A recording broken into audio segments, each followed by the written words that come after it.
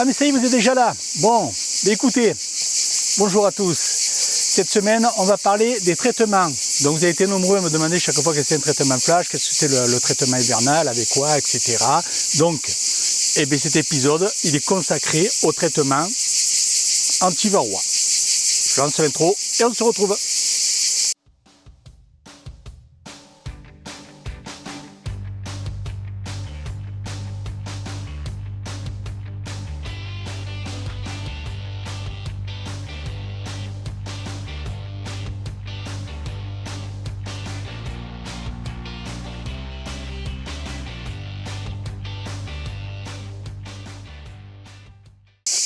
Traitement flash, donc ici, acide oxalique pour moi, mais après ça c'est à vous à voir. Donc ça se met là, je le mets par égouttement, c'est-à-dire qu'il y a un sirop 50-50, dedans on met la dose qui est donnée mode d'emploi en rapport de la quantité de sirop que l'on a fait et de ruches que l'on veut traiter, et on le met entre les cadres. Pareil, vous avez la quantité que vous devez mettre entre les cadres.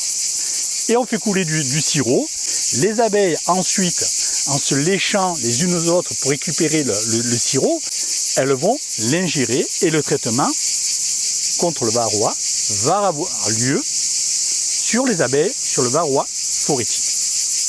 Donc ça, c'est le traitement flash. Ensuite, le traitement à base d'apivar. À base d'apivar, c'est 1 gramme d'amitraz, il me semble, oui c'est ça, soit 1 gramme d'amitraz par ruche. Alors, pour rappel, sur chaque paquet, vous décollez par le bas et vous avez à l'intérieur le mode d'emploi, le mode de stockage, le mode d'utilisation, combien il faut le mettre, etc.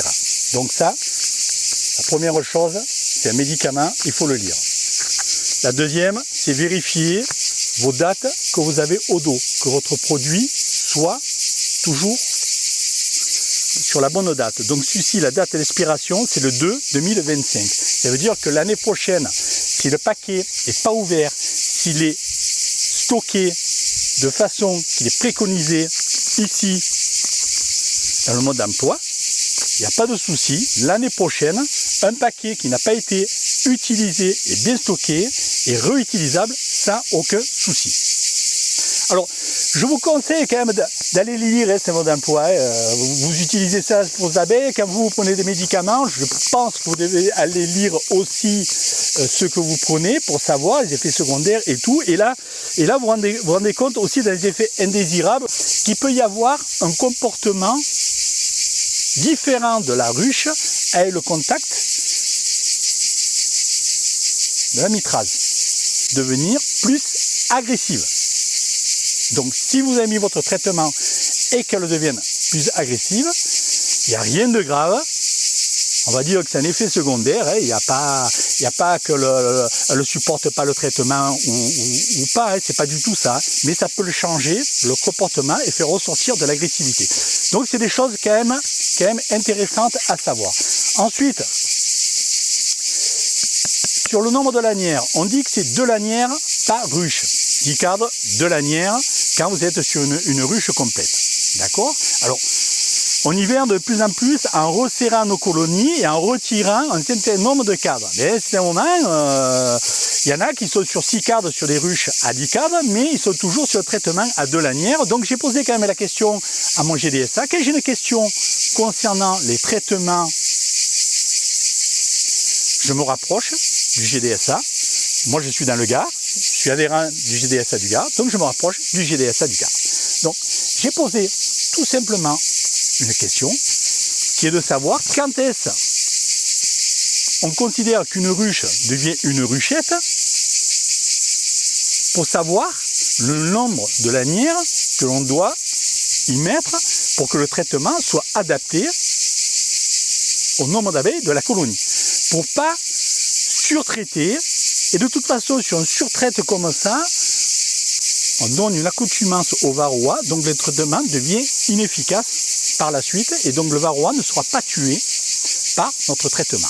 Donc, eux m'ont répondu clairement, et je leur en remercie. De toute façon, ils sont très proactifs là-dessus, ils vous répondent. Donc, si vous n'êtes pas un GDSA de votre département, mettez-y. Moi, je prends tous les traitements au GDSA, donc c'est aussi un avantage, comme ça vous les commandez, vous savez que c'est réservé, vous avez des dates de récupération ou autres, chaque GDSA doit avoir un fonctionnement différent, mais c'est quand même bien d'y adhérer et vous apprendrez aussi beaucoup de choses. Donc, ils m'ont répondu là-dessus qu'à partir de 4 cadres de couvain, 4 cadres de couvain, on met 2 lanières. Inférieur à 4 cadres de couvain, on met une lanière. Donc si vous avez une ruche sur 6 cadres, il y a 3 cadres de couvain, c'est une lanière. C'est pas parce qu'elle est dans une ruche que c'est 2 cadres. Celle-là sur 6, vous pouvez la mettre dans une ruchette. Et dans la ruchette, par défaut, dans les ruchettes, on met toujours une lanière. D'accord? Donc voilà, pour ceux qui ne le savaient pas, ou ceux qui ont doute, ou ceux qui se posaient la question, voilà la réponse que j'ai eue. Parce que moi, en fait, je partais pas sur un nombre de couvains. Pour moi c'était facile, 5 cadres ou 6 cadres d'une ruchette, c'était systématiquement une lanière. Et quand j'étais sur 7 cadres, 8 cadres dans une ruche, c'était 2 lanières. Mais je n'avais pas le barème précis pour déterminer. Donc maintenant, je l'ai et je vous en fais pas. Et si vous avez d'autres questions là-dessus, bien sûr, adressez-vous à votre GDSA. Allez, maintenant, on ouvre les ruches. Donc nous allons faire le traitement à l'acide oxalique sur des nucléi. Alors que ce soit des nucléi, des ruchettes ou des ruches, c'est la même chose. Il faut mettre la bonne quantité entre les intercadres et en fonction du nombre de cadres qu'on a dans la nucléi, dans la ruchette ou dans la ruche. Juste pour rappel, pour ceux qui ne se rappellent pas, le fonctionnement du pistolet. Donc ça, ne me demandez pas les codes, le lien, parce que je ne me rappelle pas, et maintenant ça fait une paire d'années que je l'ai acheté sur Amazon, mais vous pouvez le trouver sur d'autres sites internet, il n'y a pas qu'Amazon qui le fait, donc voilà le principe. Vous en avez aussi des magasins apicoles qui sont de meilleure qualité, plus cossus, mais qui sont plus chers. Donc après, c'est à vous à voir avec quoi vous voulez travailler. Donc le principe, c'est quoi? C'est de régler la quantité que vous voulez avoir. Vous voyez sur le devant, il y a les quantités. Donc je peux le régler ici avec la molette. Donc en fonction de la quantité que je veux mettre, hop, je fais partir le produit, je le règle. Là j'ai diminué la quantité, donc vous voyez que ça s'est avancé, je vais encore la diminuer. Voilà. Et si je veux en mettre plus, je le recule. Et ensuite, qu'est-ce qui se passe? C'est que chaque fois que je vais appuyer, ça fait partir bien sûr le traitement. Et quand je relâche, ça le recharge de la quantité qui est prévue initialement. Je rappuie, hop, je relâche. Donc voilà ce que je dois faire sur les intercadres. Donc ici, j'ouvre une nucléi.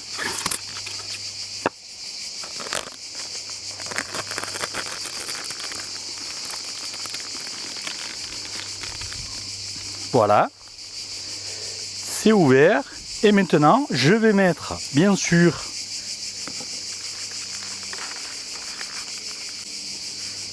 la quantité qui est prévue de produits, voilà, par intercadre.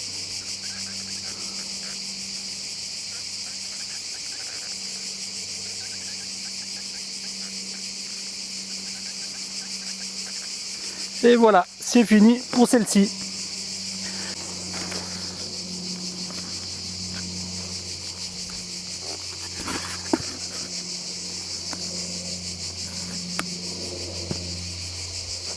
Voilà, je vous montre sur une seconde, mais vous allez voir, c'est toujours la même chose.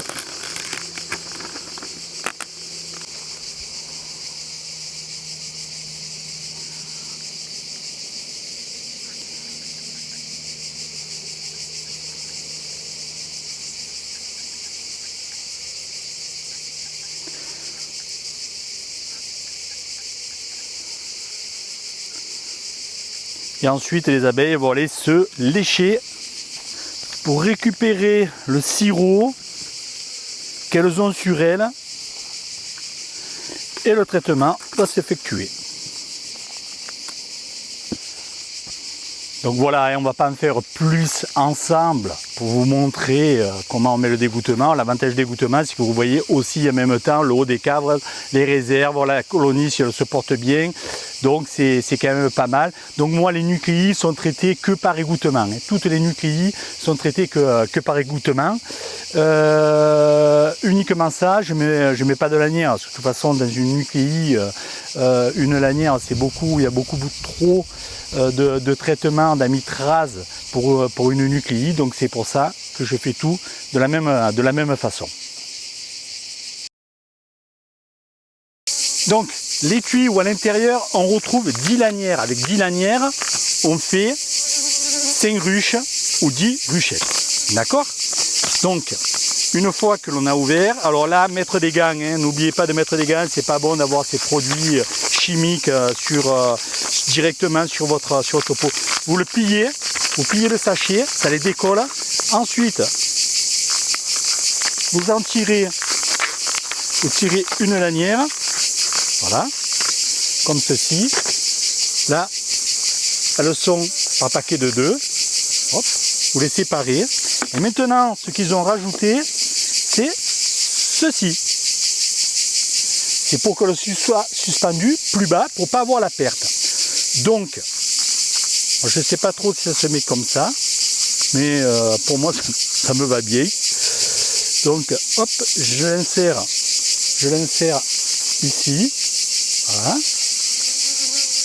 Et voilà. Ça me fait ma suspente. Je fais de même à la seconde.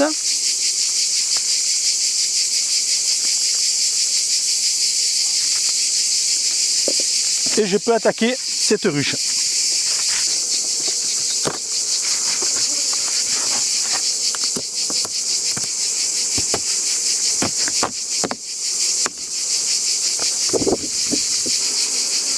Donc, là, j'en prends un, hop, je vois le couvain, donc je sais qu'ici, il y a du couvain, je mets en place ma lanière, voilà. Je vais mettre en place la seconde qui est ici.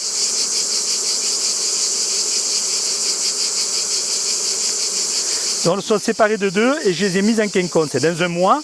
Celle-ci, je vais la mettre là et celle-ci, je vais la mettre ici et je vais les sortir et je vais les nettoyer comme il le conseille. Donc voilà, et comme vous pouvez le voir, avec les lanières, ça va très vite. Et une fois que vous savez votre couvain, vous mettez vos 2 lanières, vous refermez et c'est fini. Alors, ce qu'il faut, c'est que vos lanières suivent le couvain parce que le traitement avec la lanière, il est actif. Même à l'intérieur des cellules quand elles sont operculées, c'est-à-dire sur du couvain fermé. C'est la grosse différence avec l'acide oxalique qui n'a une efficacité que sur le varroa phorétique, le varroa qui est sur la baie. Que la lanière fait le phorétique et celui-là qui est à l'intérieur du couvain, donc les deux. C'est pour ça qu'il est beaucoup plus efficace. Alors, la durée de traitement, on vous donne 10 semaines quand vous lisez le mode d'emploi. Moi, le GDSA me conseille 12 semaines, pas plus, pour éviter l'accoutumance au varroa. Mais 12 semaines maxi, 12 semaines, on rentre encore dans les critères du GDSA. Donc moi, je suis parti pour 12 semaines. Vous notez le jour que vous le mettez, et dans 12 semaines, vous retirez. C'est-à-dire que déjà dans 2 mois, vous allez venir contrôler pour le changer de place s'il faut, ou du moins le nettoyer.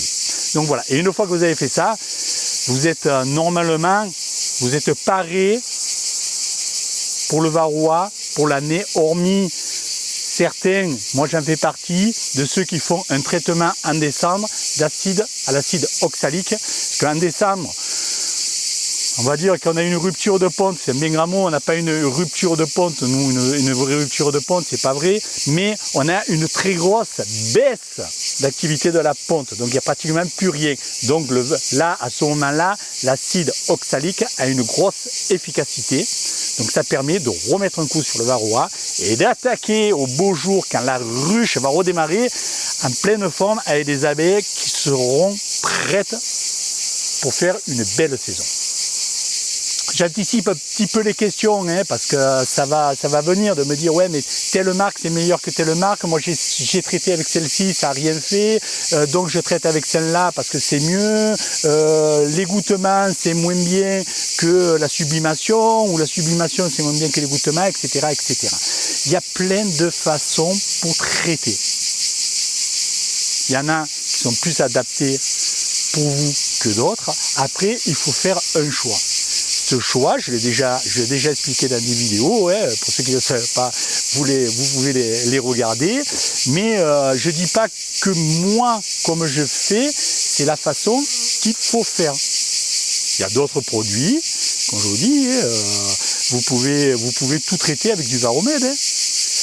Je vous conseille quand même de rester sur des traitements qui sont agréés, hein, et avec, bien sûr, avec la MMA, mais surtout qu'il soit agréé, validé par le GDSA. Hein. Après, tout ce que je peux voir, entendre, moi j'ai un client qui a traité avec des choses que moi j'avais dit que j'y croyais pas du tout.